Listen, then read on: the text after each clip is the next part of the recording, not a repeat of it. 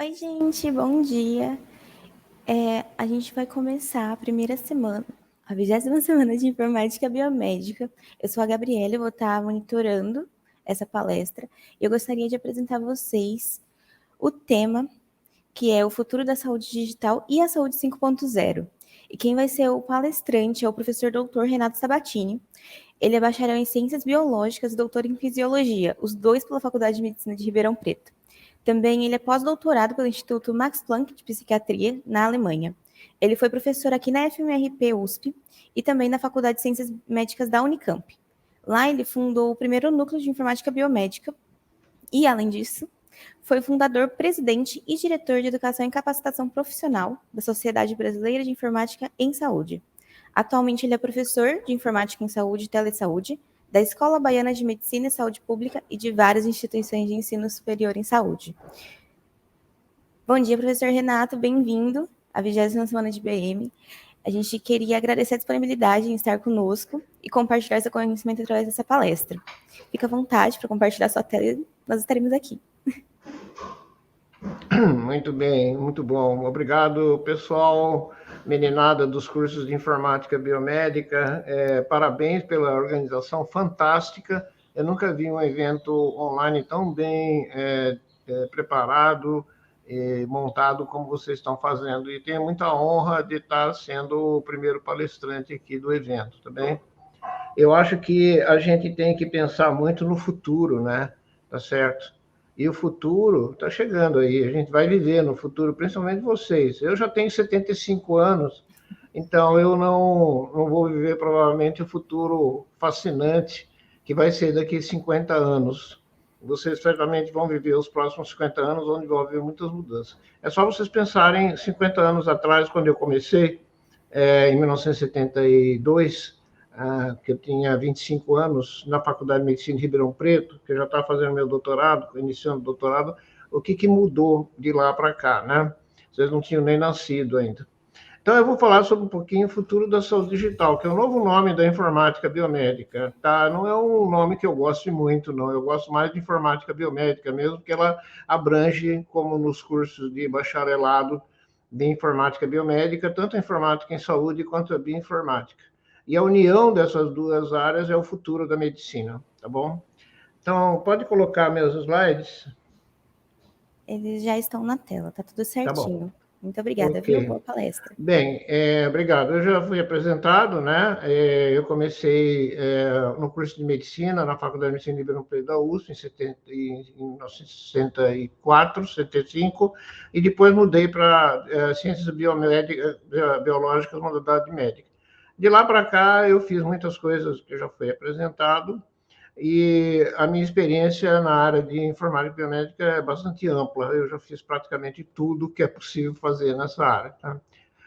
O que como eu gostaria de mostrar para vocês aqui é qual que deve ser o nosso foco, o que a gente nunca deve esquecer. E eu vou mostrar esse foco com a Juju, aqui aos 5 anos com a sua mãe. Uma linda menininha, mas que teve um desenvolvimento normal até os 3 anos de idade. Ela aprendeu a falar e andar, boa coordenação motora, relacionamento social normal, mas a partir dessa idade ela começou a regredir rapidamente. Ela perdeu parcialmente a linguagem, coordenação motora, tinha agitação, comportamento estereotipado, agressividade, tinha eventos epiléticos durante o sono. E aí teve várias hipóteses diagnósticas iniciais. Era difícil o diagnóstico, né? Vários diagnósticos foram feitos, como autismo, epilepsia, transtorno de desenvolvimento do tipo síndrome de Landau-Kleffner e muitas outras. E os tratamentos medicamentosos foram, com muitos medicamentos também, sem sucesso. Valproato, respiradona, lamotrigina, levetiracetam, Ritalina, todos também sem resposta. Era um diagnóstico muito difícil, tanto é que demorou 4 anos de tentativas, 10 médicos, 4 hipóteses diagnósticas, 8 medicamentos diferentes. E o diagnóstico correto só foi definido, ela é de Ribeirão Preto, né? Apenas quando a gente sugeriu um teste genético, um sequenciamento do exoma e o uso da inteligência artificial. E aí se descobriu que ela tinha uma síndrome chamada síndrome de Rett, que é uma mutação, uma variante atípica, É uma síndrome muito rara, dá uma vez em cada 12.500 meninas, grave, incurável, com prognóstico ruim. Dificilmente vive além dos 15, 20 anos de idade. E ele é devido a uma mutação, de novo, do gene MSP2 em um dos cromossomas X. Somente as meninas sobrevivem, porque dá somente em um X e o outro não. E então ela tem parcialmente, pode sobreviver, né? E os meninos morrem em útero. Então, esse gene ele produz uma proteína, MCP2, que é envolvida na expressão do DNA, na produção de RNA mensageiro, especialmente nos neurônios do sistema nervoso central. Então, dá uma série de problemas de desenvolvimento muito sérios do sistema nervoso central.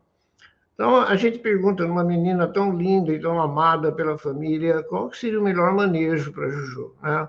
Será que vai haver algum tipo de terapia que preserve a sua vida ou cure a doença? No momento, não tem cura, não tem tratamento, simplesmente tem um tratamento sintomático e apoio, e de apoio. Mas aí entram as metas que a gente tem que ter em saúde. Todo informática biomédica ele tem que pensar que ele atua na área de saúde, na área da saúde das pessoas. Então, essa quádrupla meta tem os seguintes objetivos. Primeiro, aumentar a qualidade da atenção e os desfechos bons, né, favoráveis aos pacientes. Pensem na Juju. Aumentar a cobertura do serviço de saúde. Juju nasceu em Ribeirão Preto, mas se ela tivesse nascido no meio do mato, na Amazônia, né, porque essa doença ela afeta qualquer um, de qualquer nível socioeconômico, localização, etc. Aumentar a experiência e a satisfação dos pacientes, dos provedores, dos cuidadores, e, ao mesmo tempo, nós temos que diminuir os custos, né? Porque os custos estão aumentando cada vez mais com a adoção de novas tecnologias médicas. Então, qual que é o milagre? É somente com o extenso uso de tecnologias digitais. E um modelo de saúde que tenha como objetivo saúde para todos. Então, aqui a tecnologia pode ajudar muitíssimo em tudo isso. E é esse o objetivo, a meta profissional de vocês. Atuar a favor de nós atingirmos, através da tecnologia, melhor a quádrupla meta em saúde. Então, houve um progresso muito rápido das tecnologias digitais nesses últimos 50 anos que eu fui testemunha. Em maio de 1972, na USP de Ribeirão Preto, quando eu tinha 25 anos de idade, eu comecei com doutorado com a minha jornada científica em informática biomédica. Naquela época era coisa de louco, né? Até o meu chefe, o professor Covian, queria me dar uma carteirinha de louco, né? Porque ninguém nem sabia o que era isso. Mas eu tinha me apaixonado pela área, por ter feito um curso de computação na Escola de Engenharia de São Carlos, que é a 100 quilômetros de Ribeirão Preto. E na época, para vocês terem uma ideia, não havia calculadora, não havia microcomputador, não havia internet, web, e-mail, celular, redes sociais, inteligência artificial, aprendizado de máquina estava começando, e quase nenhuma das tecnologias disponíveis atualmente. No entanto, apesar de ter um computador, um mainframe que eu usava, que tinha 16K de memória, e o sistema operacional tinha 2K, o IBM 1130, não existia computador na Santa Casa de Porto Alegre, no Hospital de Clínicas de Curitiba e nem no Hospital das Clínicas de Ribeirão Preto. No entretanto, entre 1975 e 85, em apenas 10 anos, eu desenvolvi aplicações de tudo, coisas que vocês acham que são novas, como Big Data, Analytics, aprendizado em máquina não supervisionado, inteligência artificial baseada em lógica, redes neurais artificiais, o que hoje chamam de Deep Learning, aquisição de sinais biológicos em tempo real, desenvolvimento de aplicativos para microcomputadores, mini-computadores e mainframes. Nesses 10 anos, eu desenvolvi mais ou menos 200 softwares diferentes em várias linguagens, né? E note que eu não era formado em computação. Aliás, eu nunca fiz nenhum curso de computação, a não ser aprendizado da linguagem Fortran, na Escola de Engenharia de São Carlos, em 1972. Bem, então os avanços tecnológicos da medicina, ela é mais nova da ciência. O progresso real apenas aconteceu a partir do século XIX. Os avanços eles foram possíveis devido à utilização do método científico na ciência médica, utilizando técnicas das ciências exatas, certo? E da biologia. E hoje nós vivemos uma onda exponencial, avassaladora de criatividade e inovação na medicina, que é impulsionada pelo casamento entre as tecnologias digitais e biológicas. Aqui vocês veem mais ou menos os marcos temporais do progresso tecnológico da medicina. Você viu que começou apenas em 1840, com a invenção do microscópio acromático, e depois foi progredindo em várias etapas até entrar a eletrônica, 100 anos atrás, depois os computadores de internet, as várias técnicas de imagem, e agora, desde 1980, o sequenciamento e síntese do DNA e proteínas do genoma humano, e a sua aplicação há apenas 30 anos atrás começou com a engenharia genética e a biotecnologia. Então, vocês estão vendo que o progresso ele se autoalimenta e tem um feedback positivo em que a gente vai descobrir coisas cada vez mais rápido. O que alavanca a atual explosão tecnológica digital? Coisas que vocês usam no dia a dia. Microeletrônica, processamento pelos computadores digitais, conectividade, a mobilidade, ubiquidade com as redes sem fio, celulares, a robótica e principalmente a digitalização dos produtos, da percepção, do pensamento e da ação, que vão ser a próxima onda, né, a 5.0, a saúde 5.0. Então, nessa saúde 5.0, nós vamos ver aplicações da nanociência, da biologia molecular e genética, e da integração corpo-máquina, como a biônica, por exemplo, e a computação cognitiva, que é o termo geral que a gente usa para uso da inteligência artificial. Mas o mais importante é que vai haver uma combinação explosiva entre essas várias ciências, né? Uma ou múltiplas combinações, isso aí é que vai alimentar o crescimento mais rápido ainda do que a gente tem hoje. Então, aqui nós chegamos na saúde digital. O que é saúde digital, segundo o Dr. Eric Topol, né, que é um médico muito famoso? Ele escreveu um livro chamado A Destruição Criativa da Medicina, em que ele diz que a revolução digital vai afetar, ou já está afetando profundamente, a área de saúde, né, de medicina e saúde. E ele acha que nós vamos desconstruir criativamente a medicina como nós os conhecemos. Então, vai aumentar o poder de computação, dados convergentes, sensores sem fio, genômica, sistemas de informação em saúde. E essa definição de saúde digital, que seria o uso mais extenso e intenso de tecnologias digitais na gestão da medicina e da saúde individual e populacional, telesaúde, etc., ela vai ser baseada em informações médicas de saúde centradas no paciente, grandes repositórios e uso maior de padrões e de interoperabilidade, tá bom? Então, surgiram nos últimos anos programas de estratégia nacional de saúde digital, que é o que a gente chama de e-saúde, né, ou saúde eletrônica. Como, por exemplo, nos Estados Unidos, no Canadá, na Austrália, vários países da Europa e também no Brasil. O que a gente chama, a situação atual, chama-se Health 4.0, saúde 4.0, que tem também como sinônimos saúde conectada e saúde digital. E a Health 5.0, como será? Como que ela vai nos afetar? Essa tendência de digitalização da saúde, que a gente chama de transformação digital da saúde, é uma tendência firmada, inclusive, pelos últimos posicionamentos da OMS. Se vocês entrarem no site da Organização Mundial de Saúde, vocês vão achar um material riquíssimo, totalmente gratuito, como manuais, livros, artigos, ferramentas de software, etc., apoiando essa tendência. Então, aqui, só para dar uma ideia para quem não sabe, o que foram as saúdes anteriores, né? A saúde 0.0 foi a era analógica, papel, filme, sinais gráficos, etc. A saúde 1.0, as primeiras aplicações de computadores não conectados. A saúde 2.0, a revolução das redes digitais, saúde conectada. A 3.0, a web semântica, as primeiras aplicações de inteligência artificial na saúde. A 4.0, que é a mais avançada, que a gente está vivendo hoje, é a saúde digital em tempo real, os chamados sistemas cyberfísicos. E a 5.0 vai ser caracterizada pela descentralização da atenção, a inteligência artificial na nuvem, os sistemas autônomos, robótica médica, etc. E a 6.0, hein? Ela vai ser o que a gente chama de singularidade, ou seja, uma simbiose entre o ser humano e os computadores, e computadores com uma inteligência superior ao ser humano. Bem, qual é a saúde existente hoje? A 0, a 5, a 4?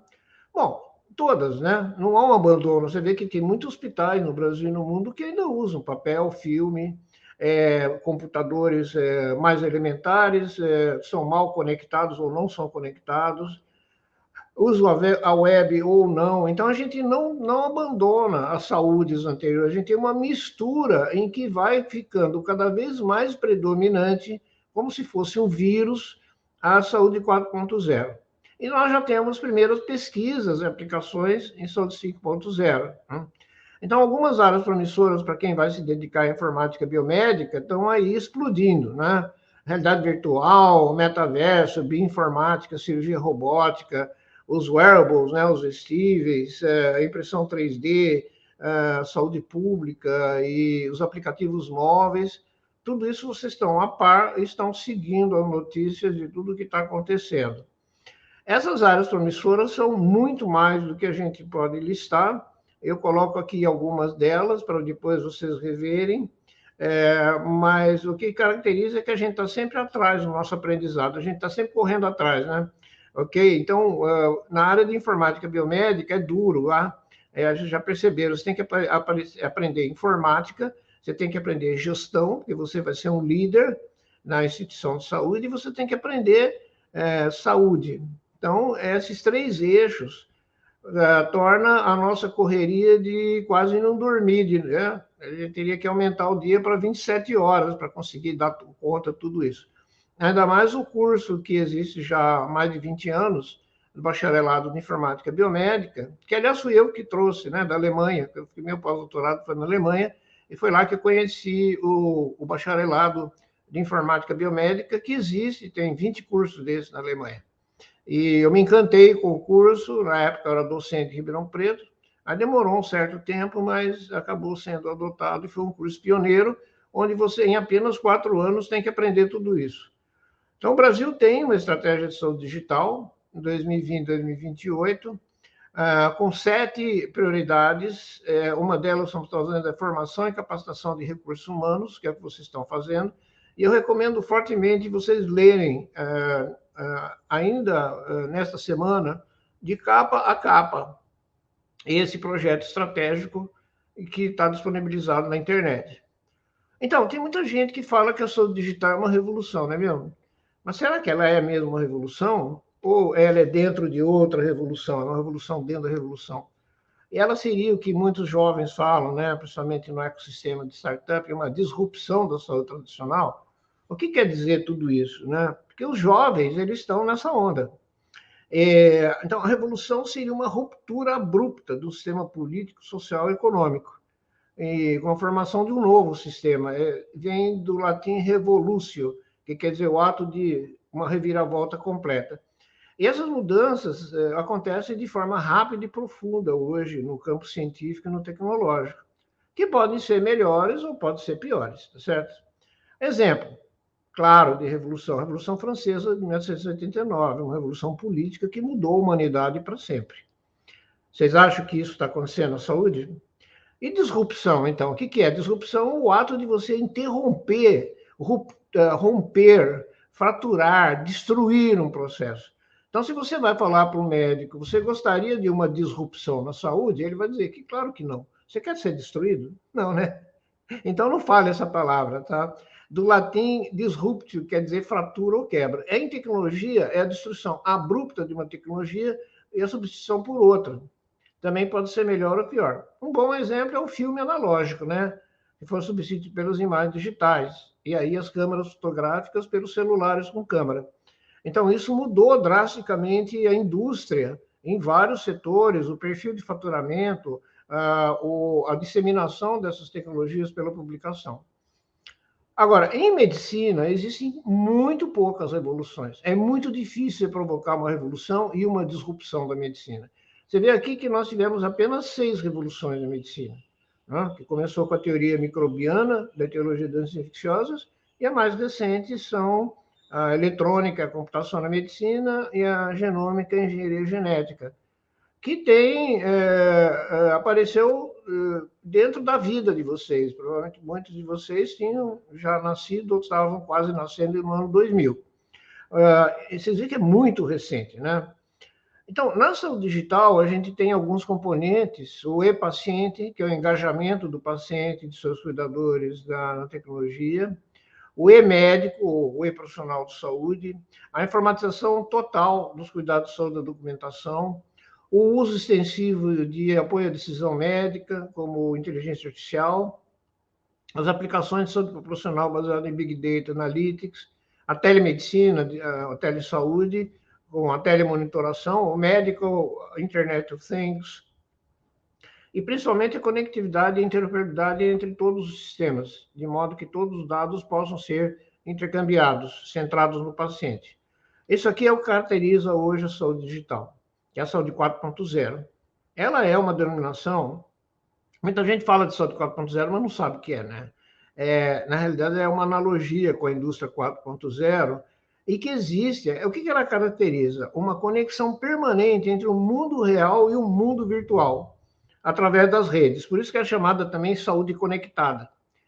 E ela habilitada pela transformação digital da indústria da saúde, e ela usa uma extensa implementação do sistema cyberfísico, CPS, de terceira geração, que eu não sei se vocês ouviram falar, mas vocês usam todo dia quando vocês usam o Waze, por exemplo. O Waze é um bom exemplo de um sistema cyberfísico.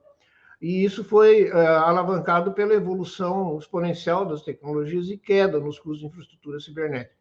Isso aqui é o que significa o cyberfísico, que é o que acontece, por exemplo, no Waze. Então, você tem aqui o mundo real, com sensores, tem o usuário usando um equipamento digital, um dispositivo, e lá na nuvem, no mundo virtual, você tem bancos de dados imensos, você tem processadores múltiplos, você tem software, etc. Então, quando você está andando com o Waze, você tem uma rua está bloqueada, ele sabe a tua posição do GPS, manda essa posição para a nuvem calcula um novo itinerário e manda de volta para você, tá? Oferecendo para você um serviço. Esse serviço, como eu disse, é a conexão entre o mundo real e o mundo virtual em tempo real. Então, o CPS tem várias características que vocês podem reconhecer aqui, que são presentes hoje nesses sistemas, principalmente que eles são baseados em computação móvel, tá certo? E ele é baseado no repositório de dados intensivos, o Big Data, em tempo real, plataforma de apoio à decisão e um sistema de processamento avançado de dados, que no metaverso vai chegar a ser a realidade virtual. E, eventualmente, nós vamos ter essa nuvem atuando sobre os pacientes, dispositivos atuadores automáticos, servomecanismos, robôs, etc. Fechando, então, o ciclo o que eu chamo de Waze médico, né? Por exemplo, você aqui está usando um smartwatch, ele monitora GPS, ECG, saturação de oxigênio, glicemia, frequência cardíaca respiratória, exercício, metabolismo, se comunica com o teu celular e manda isso para a nuvem, onde é armazenado no Big Data, no Google, na Microsoft, no Oracle, etc., e tem lá softwares executados na rede. E o próprio usuário pode receber alertas também, né? Então, isso aqui seria o sistema cyberfísico aplicado à área médica. E o mundo virtual vai ter centenas, se não milhares desses serviços, cada um com o seu Waze médico, que são aplicações nos vários domínios, né? Que a Saúde 4.0 implementa. Então, a Saúde 4.0 é essa extrema modularização de dados e processos, é a virtualização, a descentralização, operação em tempo real via rede, a integração e interoperabilidade e as implementações de arquitetura SOA, Service Oriented Architecture, ou arquitetura orientada a serviço. Então, gente, se vocês forem estudar qual que é a próxima onda a qual vocês vão se dedicar profissionalmente, é isso aqui que está valendo, tá? Entendam como isso funciona e como pode ser aplicado na área de saúde, porque ainda é um pioneirismo muito grande. Vocês vão achar facilmente nichos onde não tem ninguém trabalhando aqui no Brasil. Isso tem o objetivo de suportar a cadeia de valores para os clientes, fornecidos pelos planos de saúde, pelos provedores, etc., né? Então, hoje, a tendência é você ter um sistema assistencial hierárquico, onde o paciente vai desde os autocuidados de saúde até os hospitais, secundária, primária, secundária, terciária. O volume de atenções, de atendimentos é maior embaixo, menor em cima, ok? E a pirâmide do custo é invertida, ou seja, o custo é maior na atenção terciária e menor na atenção primária. Então, hoje existe uma tentativa de usar um PEP vertical, e um prontuário pessoal de saúde que vão fazer toda essa integração. Então, vemos alguns exemplos em domínio de saúde, como que estão surgindo, que são realmente muito interessantes, porque eles oferecem linhas de cuidados individualizados, medicina de precisão, como eu vou falar para vocês. Em doenças crônicas, monitoração em tempo real, análise voltada ao conhecimento dos perfis de diagnóstico, risco da população-alvo, os cuidados de saúde baseados em valor, né, que chama VBHC, Value-Based Healthcare, e a deshospitalização, com os cuidados mais voltados ao paciente e não à instituição. E, claro, as ações médicas à distância. Então, a saúde 4.0 está tendo muitos impactos inovadores e criativos e ela tem o potencial de mudar radicalmente, em relativamente pouco tempo, muitas práticas, estruturas, processos, valores da cadeia de prestação de serviço de saúde. O papel do informática biomédico é atuar aqui, tá? Nessa mudança radical e em pouco tempo, aplicando a tecnologia que ele sabe e quais são as aplicações da tecnologia. O Saúde 4.0 ela permite ou vai permitir fazer coisas que eram impossíveis no mundo real do papel e do filme. Mas acontece somente 70% dos hospitais do Brasil hoje têm prontuário eletrônico, né? E cerca de 20 hospitais são hospitais digitais. Então, ainda tem muito trabalho a fazer, mas o objetivo é essa saúde digital hiperconectada, integralmente informatizada e interoperável. É lá onde que nós queremos chegar. Alguns países, como a Estônia, o Canadá, até o Uruguai, nosso vizinho, já conseguiram chegar. Então, para onde aponta o futuro? Bom, historicamente, essas ciências exatas, que é a aplicação da eletrônica e computação, é o que vai embasar o futuro da medicina. Vai haver o que eu chamo de uma convergência massiva de vários tipos de tecnologia que vão interagir entre si, especialmente entre as áreas de computação cognitiva, inteligência artificial, aprendizagem de máquina, bioinformática, informática biomédica, engenharia biomédica, telemedicina, genômica e as ômicas associadas, engenharia genética, engenharia celular e tecidual e a medicina de precisão, que é a maior tendência que a gente tem hoje, que eu vou dar uma breve explicada para vocês o que é, tá? Então, quando vocês começarem a estudar, e vocês já estão estudando, e vão continuar a estudar depois da formatura, vocês têm que conhecer tudo isso, tá? Isso aqui faz parte do métier do informática biomédico. Seja ele se dedicando à especialidade de bioinformática, seja em processamento de sinais e imagens, seja em sistemas de informações de saúde. Existem várias listas das tecnologias futuras mais importantes de medicina e saúde, que vão compor a saúde 4.0 e a saúde 5.0. Aqui vocês estão vendo essas 10 que eu selecionei, né? Tem várias listas, essa aqui é a minha lista. Mas vocês estão vendo que a bioinformática, a genômica médica, a convergência entre a bioinformática, a medicina e a medicina de precisão, e a genômica propriamente dita, a genética é o grande passo do futuro, e esse sim é revolucionário. Tá? Não é disruptivo. Nós vamos continuar tratando diabetes, nós vamos ter que tratar doenças genéticas, como da Juju, nós vamos ter que eliminar o câncer, como um dos piores matadores que existe. Tudo isso, hoje, 100% aplicado em tecnologia. Então, quem faz informática biomédica, gente, é o dono do futuro. Tá? Vocês são donos do futuro. Olha que bacana. E, especialmente computação cognitiva, é uma coisa que todo informático biomédico tem que conhecer em profundidade. Tá? Porque você tem uma ampla gama de aplicações, como em Big Data, descoberta automática, biotecnologia, apoio ao diagnóstico e terapia, interfaces naturais, utilização em robótica.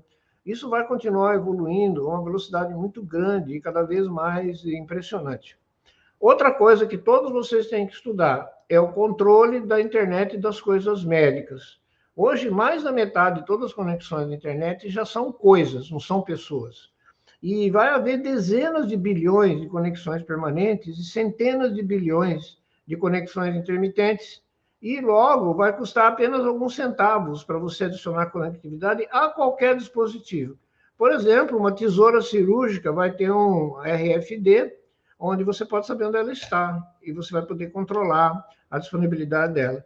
Isso é chamado de Medical Internet of Things, que vai ser uma das revoluções mais impactantes da tecnologia digital na medicina.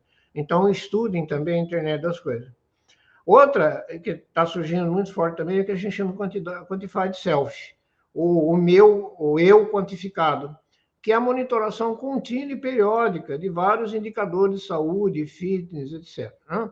Ele tem o uso permanente de monitores vestíveis ou implantáveis.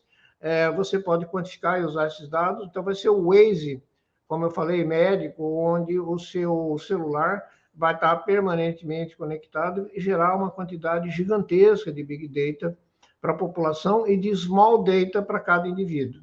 Tá? Então, a parte disso vão ser sensores miniaturizados e muito baratos de pressão, temperatura, oxigênio, tudo que você imaginar de aferições fisiológicas e bioquímicas, e pulseiras e adesivos descartáveis. Por exemplo, existe até monitoração de medicamentos por tags de RFID, né?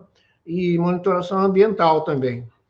E sem baterias. Hoje, sistemas aqui implantáveis têm energia fornecida pelo próprio corpo, energia metabólica. Bem, chegamos então ao nosso alvo do ponto de vista dos médicos, dos cientistas, dos profissionais de saúde, que é o que a gente chama de medicina de precisão. A medicina de precisão, ela visa tratar a saúde do paciente de maneira individual ou exclusiva e usa muitos dados clínicos, genéticos, estilo de vida, que são acumulados num data lake, né, num lago de dados, e aqui esses dados vão possibilitar que o médico adote uma conduta personalizada na prevenção ou tratamento de patologias, de acordo com o perfil de cada paciente. Então, os paradigmas tradicionais de ensaio clínico não são mais os adequados para o processo de descoberta baseado em evidência para a medicina de precisão. A gente vai ter uma mudança muito grande.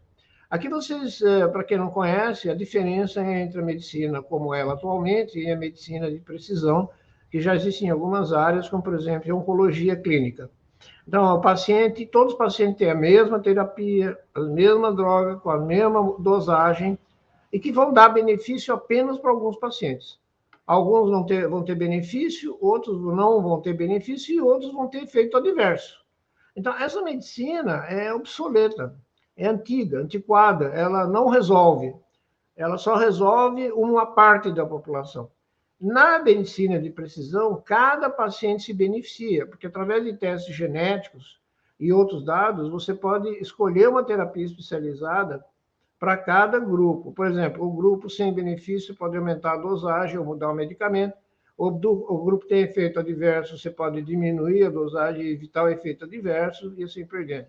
É o que a gente chama de terapia individual especializada, né?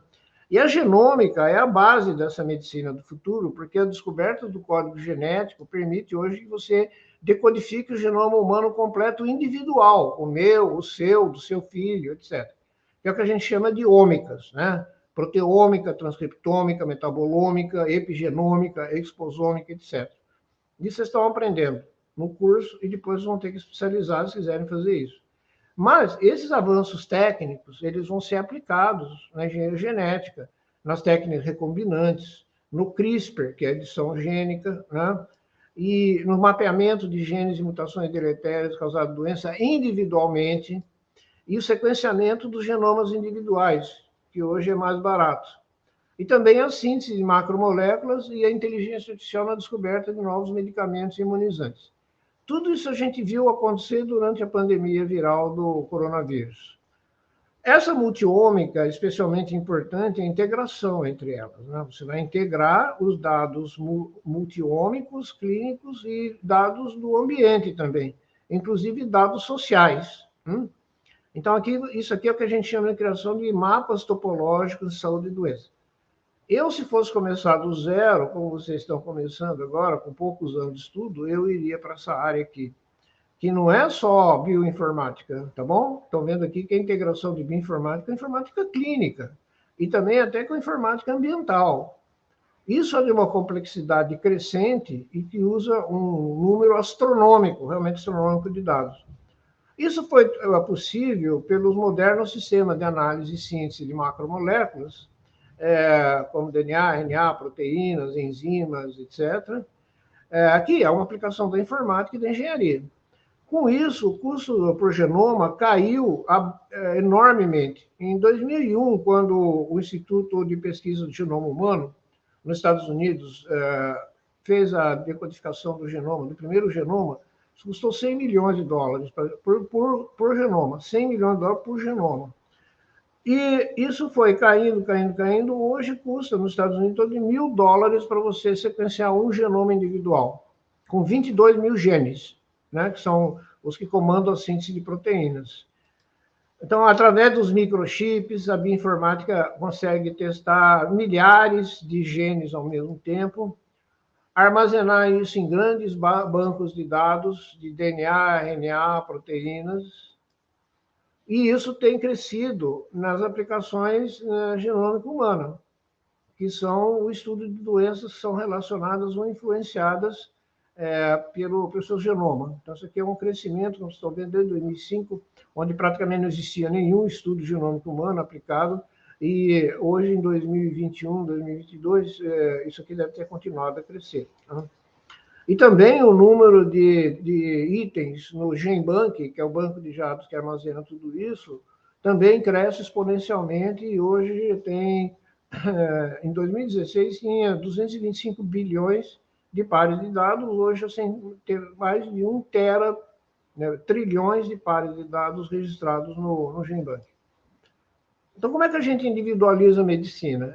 A gente tem um conceito que nós chamamos de microheterogeneidade, tá?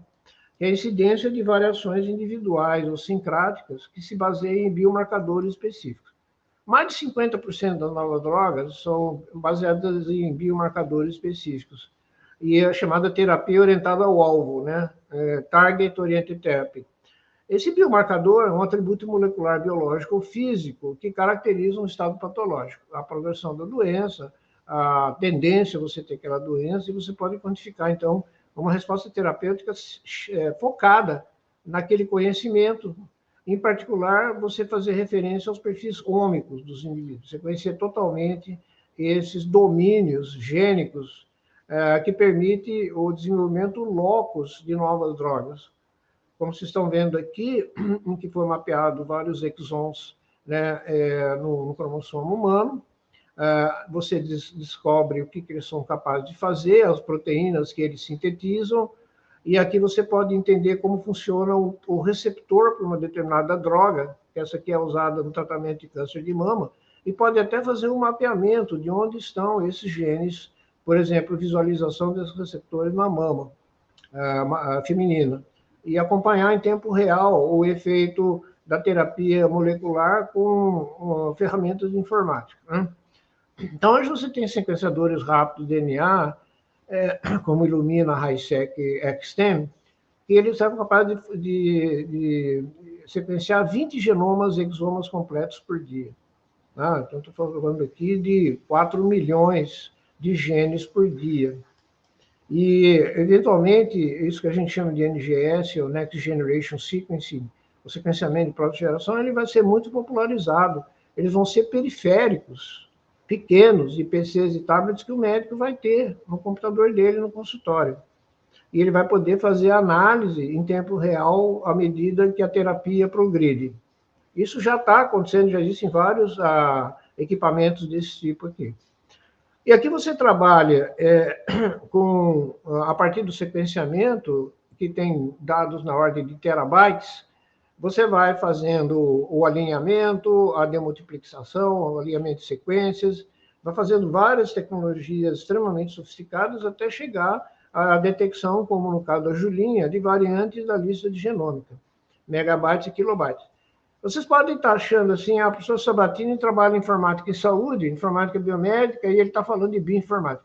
Não vai haver diferença, tá? Entre biomédica, bioinformática e informática e saúde. Não vai haver.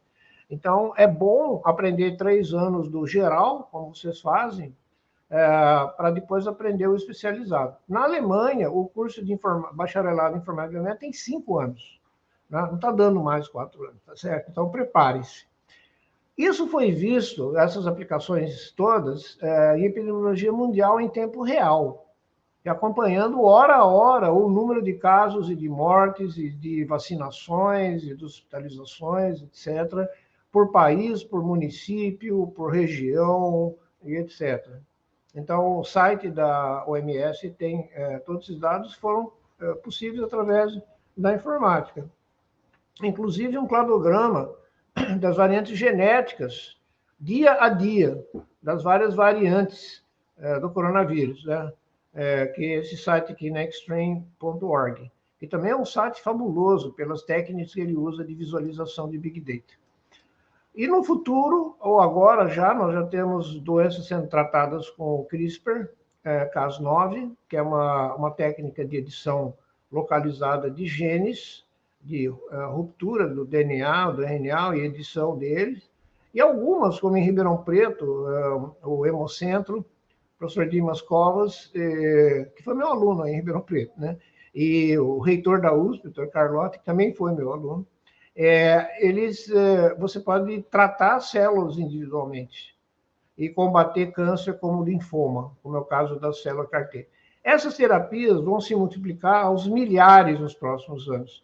E o maior emprego do mundo hoje é trabalhar nessa área de interação entre medicina, informática, inteligência artificial, bioinformática, né, genômica ou ômicas em geral. Isso aqui, um programador iniciante, ele ganha nos Estados Unidos de cara 200, 300 mil dólares, tá, por ano. Não estou falando para vocês irem embora, tá? Pelo amor de Deus. Fiquem por aqui, porque aqui também está vendo essa tendência de utilizar de todas essas tecnologias, principalmente no câncer, na terapêutica imune, no sequenciamento do exoma em doenças genéticas. A gente está prevendo que até 2030, cerca de 70% das doenças genéticas serão tratáveis, inclusive a síndrome de Rett da Juguinha. E outra coisa que aconteceu também aqui na infecção do coronavírus é a identificação de sequenciamento de DNA do vírus e das bactérias, que é feita em algumas horas, né? Minutos, na realidade. Bom, outra área que também está evoluindo muito é a bioengenharia, em que você utiliza a medicina regenerativa. Vão ser as células-tronco, engenharia tecidual, substituição natural de órgãos artificiais, transplantes, um forte componente também de tecnologia digital. A medicina molecular e modificações de cromossomas, dos genes, inibição de degeneração e morte celular.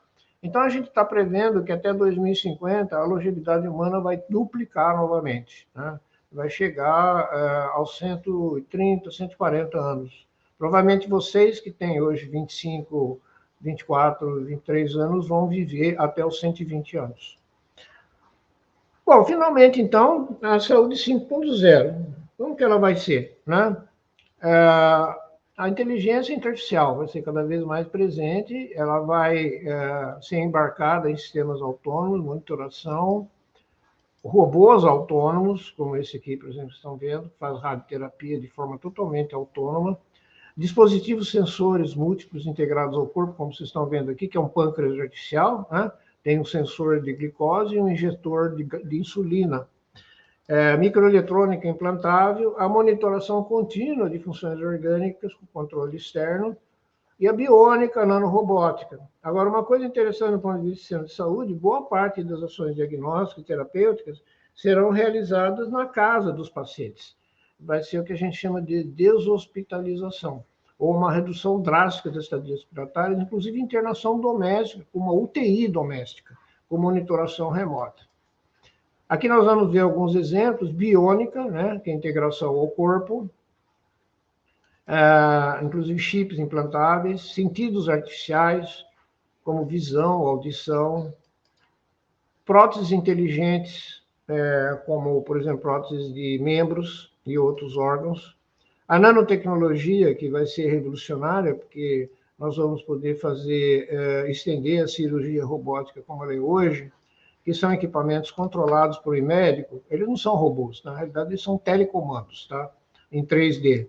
Mas vai haver a mixagem disso aqui com realidade virtual, realidade mista, telecirurgia, e o futuro, que são nanorobôs cirúrgicos, né? Que vão ser equipamentos construídos com nanomecanismos e nanomateriais que vão entrar no corpo e atuar diretamente nas células, vão ter essa representação aqui artística, né? Não temos isso ainda. Na engenharia de tecidos e órgãos também, a saúde 5.0 vai apoiar o desenvolvimento, o planejamento 3D e o desenvolvimento de órgãos implantáveis através de andaimes e uso de células-tronco. Bom, finalmente, eu sou do 6.0, não vou nem especular muito, porque a gente não sabe direito o que é, né? E a só do 7.0 nem fala nada comigo, né? Não tenho ideia. Mas os computadores com inteligência igual ou superior à humana vai ser uma fusão ou simbiose entre os dispositivos digitais, bioquímicos, mecânicos, sistema nervoso, e um aumento das nossas capacidades cognitivas, sensoriais e motoras. O Elon Musk, né, até fez uma empresa de neurotecnologia que está querendo desenvolver isso aqui. E com muitos impactos filosóficos, éticos, populacionais sobre a prática biomédica. Bom, a conclusão, então, pessoal, olha, a inovação hoje é cada vez mais acelerada, é o nome do jogo. Tá? Vão surgir muitas profissões novas em saúde baseadas em tecnologias. Espere uma regulamentação pesada, porque ela virá, por exemplo, o Software as a Medical Device, o Medical IoT. A maioria dos apps publicados nunca será usado, sinto muito. Não se entusiasme demais de montar uma startup com app, porque cerca de 70% dos apps na App Store nunca foram baixados, nem pelo usuário, nem pelo criador. A maioria das empresas nascentes em computação móvel, saúde digital, vai morrer, e o futuro da medicina vai se apoiar cada vez mais nas ômicas, né, e na biônica. Essas tecnologias inteligentes à distância seria hoje o que me dedicaria mais. Eu me dedico à inteligência artificial e medicina desde 1985, quando eu desenvolvi meu primeiro sistema, que era em bioinformática, inclusive. Né? Um enorme potencial disruptivo, mas ela tem que achar o seu lugar na própria medicina. E essas instituições, os profissionais, consumidores de saúde e serviços de saúde, bem como o relacionamento entre eles, vai passar por mudanças radicais, não há a menor dúvida. E isso passa por uma cultura de adoção entre os profissionais e instituições que são essenciais. Tá bom? Então, eu termino com dois ditados que eu gosto muito, e vou deixar um tempinho aqui para a gente conversar rapidamente, tá? Que seria do Alan Kay, que foi o cara que inventou o Dynabook, né, o primeiro tablet. Isso lá em 1972, tá? Ele é o pesquisador da Xerox Palo Alto Research Center. Ele está vivo até hoje, né? Ele tem 78 anos. Né? Ele falou que a melhor maneira da gente predizer o futuro é inventá-lo. E vocês estão no núcleo disso. Vocês vão ser os inventores. Vocês vão ser os desenhadores, os implantadores do futuro. Pensem nisso. E segunda coisa é sobre criatividade e inovação. O que é criatividade? É você pensar coisas novas. Você tem que saber o que é novo, né? Tá? Eu posso que vocês não sabiam que eu trabalhava em rede neural em 1988, ou que eu fazia aprendizado de máquina não supervisionado em 1975. Como diz o Shakespeare, não existe nada de novo debaixo do sol. Né? Na realidade, quando você vai pensar novas coisas, você tem que saber, você tem que ter educação, você tem que ter acesso à informação para desenvolver sua criatividade. E ela só se transforma em inovação quando você consegue implementar novas coisas. Tá? Bom, é isso, pessoal. Tem aqui os meus dados. Eu vou disponibilizar os slides e uma série de links e referências bibliográficas para vocês que quiserem estudar em mais profundidade todos esses tópicos que eu toquei aqui na apresentação. E agora eu fico, então, à disposição de vocês para a gente fazer algum bate-papo aqui, que eu sei que já tinha sido reservado um tempo para isso, não é? Muito obrigada pela palestra, professor Renato, foi muito boa, esclarecedora sobre o nosso futuro também. E surgiram aqui algumas dúvidas no chat. Eu vou fazer a primeira pergunta, que é do Aloísio. Ele falou assim, e a importância dos aceleradores de partícula para análise de moléculas? Olha, Olímpio, a Luísa é de Campinas e é meu aluno no curso digital. Ontem mesmo, eu passei, no sábado, eu passei em frente ao acelerador, o sincrotron de luz, que fica ali do lado da Unicamp. E a minha esposa perguntou, por que eles usam isso, né? Esse acelera a luz num percurso, para fótons, num percurso circular, até atingir a velocidade máxima e faz aquilo lá colidir com outros materiais, né? Uma brincadeira, quase um videogame, né? Certo? Tem lá 400 pesquisadores. O que eles fazem? Uma das aplicações deles, Olímpio, é descobrir novos materiais, tá? E investigar a estrutura molecular de novos materiais. Então, eles bombardeiam, fazem um negócio chamado espectroscopia, refratometria, refratométrica, e descobrem como foi feito com o DNA. Quem foi que descobriu o DNA, né? Eles descobriram fazendo análise de refratometria com análise espectroscópica. Eles conseguiram descobrir, divulgar a estrutura do DNA e ganharam o prêmio Nobel por isso. Tá? Então, hoje é um recurso da física extremamente caro e sofisticado, mas que já é utilizado nesse tipo de aplicação, tá bom? E a análise desses dados é gigantesca. É trilhões de dados por hora que tem que ser analisados, claro, só para o computador. Aliás, quem de vocês quiser aprender mais sobre isso, vocês podem fazer um estágio no Centro Nacional de Sincrotrão de Luz, que fica do lado da Unicamp. Eu queria só reforçar aqui para o pessoal fazer as perguntas, a gente tem mais algumas aqui. Isso. Então vamos lá, para a próxima. A Vitória falou assim: parabéns pela fala, professor. Como entra a ética na saúde 5.0? Bom, como eu falei para vocês, a prática da saúde 5.0, que está aí batendo na porta, né? Ela gera muitos problemas éticos, viu, Vitória? E, inclusive, como você falou, o Congresso Brasileiro de Informática e Saúde, que vai ser aqui em Campinas, né? O primeiro foi em Campinas, fui eu que fui presidente, em dezembro de 1986. Então, agora nós vamos estar comemorando o nosso 36º aniversário, e lá vai ter vários temas como esse também, de saúde 5.0, etc. Bom, então façam o possível para estarem presentes nesse congresso, porque vai ser muito interessante. Tá? Eu vou estar estou na comissão organizadora, se vocês quiserem vir, falem comigo, porque a gente vai provavelmente ter recursos para ajudar vocês. Então, na ética, na saúde 5.0, Vitória, é extremamente problemática. Tá? E um dos problemas que eu analiso, eu tenho uma aula sobre ética na informática biomédica, que está no YouTube, vocês vão ver que o problema da longevidade vai ser muito sério. Né? Você quer viver até, hein, Vitória, você quer viver até os 150 anos? Fala a verdade. Com saúde, claro, tá? Com saúde. Então, mas o que vai acontecer com o mundo? Vai ser uma catástrofe. Não vai morrer mais gente, né? Como é naquela novela, O Bem Amado, né? Tinha uma cidade, não morria ninguém. E o prefeito inaugurou o cemitério e ninguém morria. Então, isso quer dizer que vai mudar totalmente o perfil demográfico. Você vai se aposentar aos 100 anos, tá? 110 anos você vai se aposentar, você vai trabalhar até lá. Então, você precisa ter saúde para fazer isso, porque a sua vida inteirinha vai ser apoiada em tecnologia, em todos os aspectos da sua vida. Isso vai criar muitos problemas éticos, com certeza. Por exemplo, se um software de inteligência artificial decidir que vai aplicar um remédio em você, e esse remédio te matar, de quem que é a culpa? É do médico que receitou, é da empresa que desenvolveu, é do desenvolvedor de software, você que desenvolveu, de quem que é a culpa? Quem que é a responsabilidade por essa morte? Então, Vitória, são muitos problemas, realmente. Tá? A próxima pergunta é da Maiara. Você conhece alguns planos de pós-doutorado nas universidades da Alemanha que mencionou? Ou os nomes dessas universidades?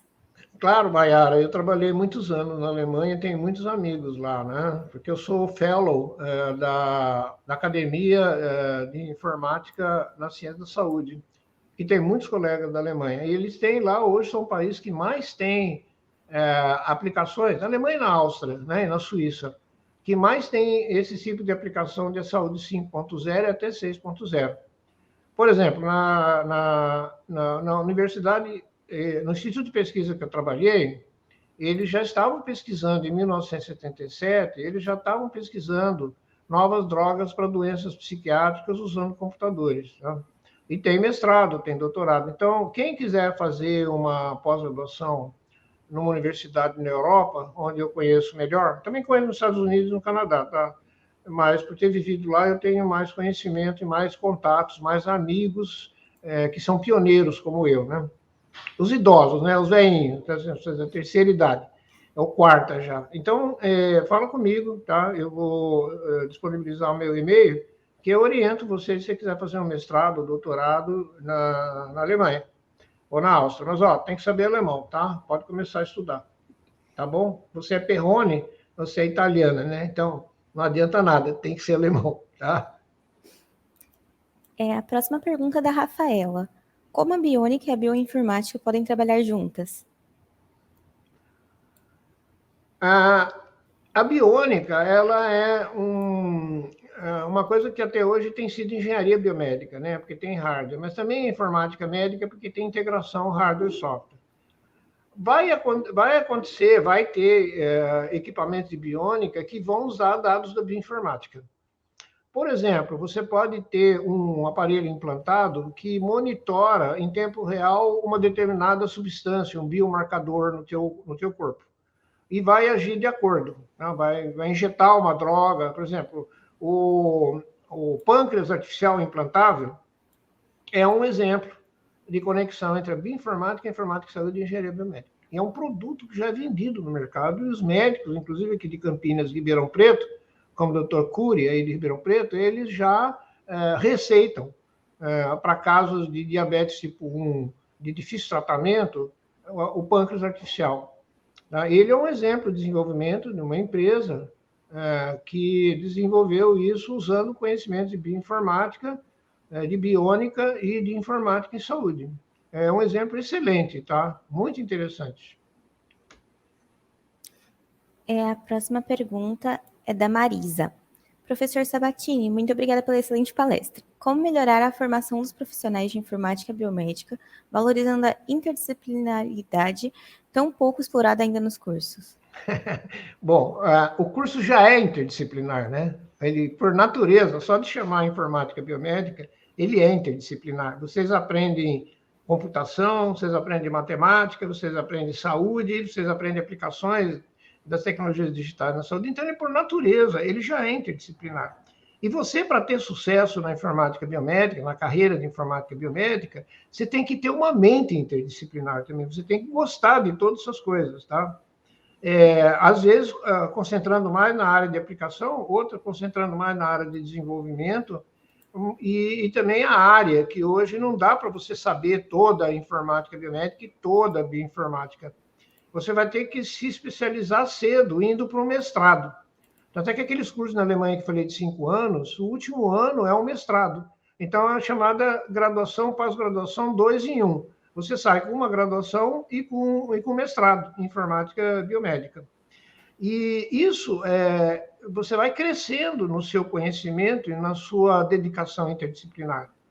Agora, é claro que o curso hoje de 4 anos, quem já está chegando a 4 anos, viu que mal dá tempo aí no banheiro, né? Quanto mais você acrescentar mais uma disciplina, não é isso?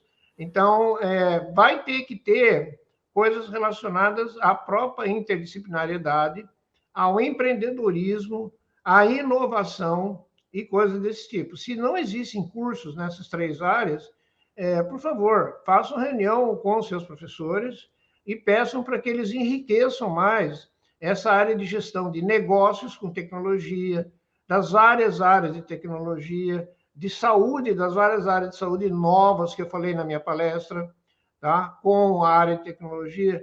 Então, vocês têm durante esses 4, talvez 5 anos, vocês têm, ou 6, né, se for fazer mestrado, vocês têm uma oportunidade única na vida de se dedicar ao aprendizado. Aproveitem isso, nunca mais vai voltar esse tempo, tá bom? Eu falo de cadeira, porque eu também fui estudante como vocês, em Ribeirão Preto. Uma boa experiência, né, aqui na FMRP. Ó, gente, eu vou enviar agora o contato do professor Renato aqui no chat, para quem quiser entrar em contato com ele. É esse e-mail aqui. Eu queria agradecer imensamente de novo ao senhor pela palestra, foi muito interessante, porque dá uma perspectiva de futuro para a gente, né, o que a gente pode investir e tudo mais. Bom, gente, é isso. Muito obrigada, professor. E fiquem preparados aí, que agora a gente vai passar um pequeno anúncio dos nossos patrocinadores, que são... Só um instante. Obrigado, pessoal. Obrigado, bom evento para vocês. Eu vou continuar assistindo, tá? Pelo YouTube. Muito obrigada. Tchau, tchau. Tchau, tchau.